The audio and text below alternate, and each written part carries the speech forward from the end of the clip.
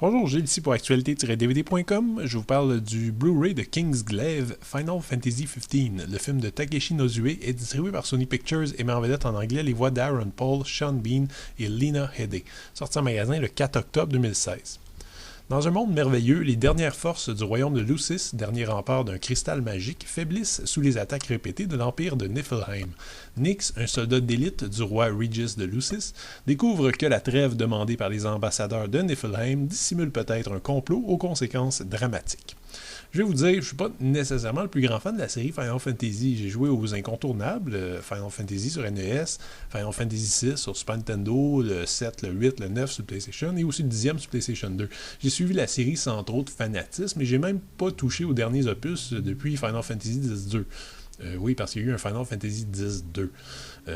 Pour ceux qui ne savent pas trop ce que c'est, les Final Fantasy sont des jeux de rôle caractérisés généralement par des univers bien distincts qui peuvent passer du médiéval au futuriste, et parfois dans le même jeu. Ils ont aussi comme caractéristique de ne pas être nécessairement liés entre eux. Quelqu'un pourra donc commencer par Final Fantasy 12 ou 13 sans être perdu. À la quantité de jeux sortis, c'est en fait une bénédiction et ça évite bien les casse-têtes à l'équipe de marketing.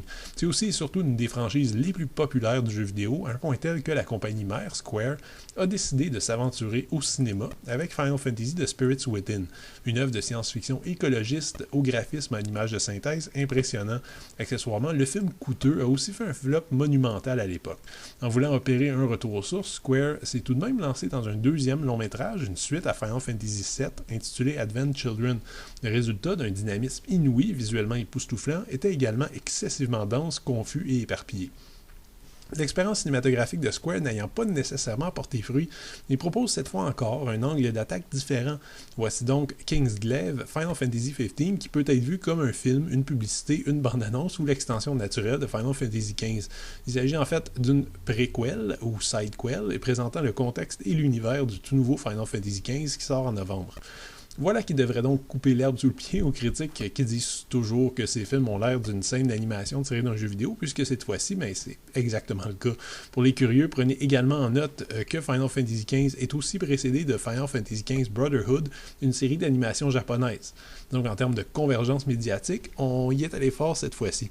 Bref, c'est du gros marketing assez lourd, et c'est Takeshi Nozue, déjà réalisateur de Final Fantasy Advent Children, qui reprend les rênes de la réalisation. Le premier constat, c'est que visuellement, le film repousse les limites du photoréalisme. Le rendu digital est époustouflant et on se surprend parfois à se demander si on a affaire à du réel ou à de l'image de synthèse. Il y a toujours un débat à savoir si on pourra un jour recréer digitalement un être humain et arriver à bluffer le spectateur. Disons que Kingsglaive pourra enrichir la discussion en offrant des arguments aux deux avis opposés sur la question.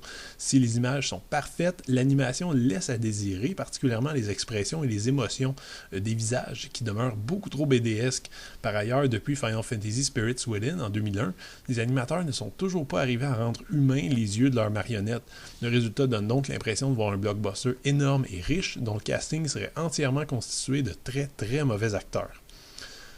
En plus d'avoir accepté cet aspect un peu déstabilisant, le spectateur doit se débrouiller aussi avec un scénario à la fois ridiculement simple et foisonnant à l'excès.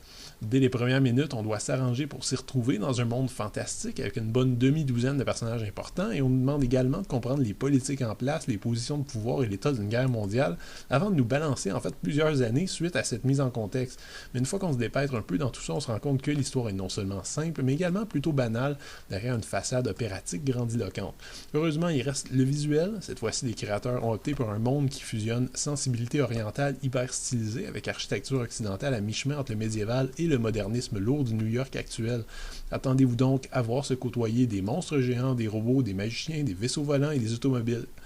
Tout ça constitue donc un joyeux chaos qui ne manque pas de charme, même si le montage épileptique nous empêche de bien apprécier le travail.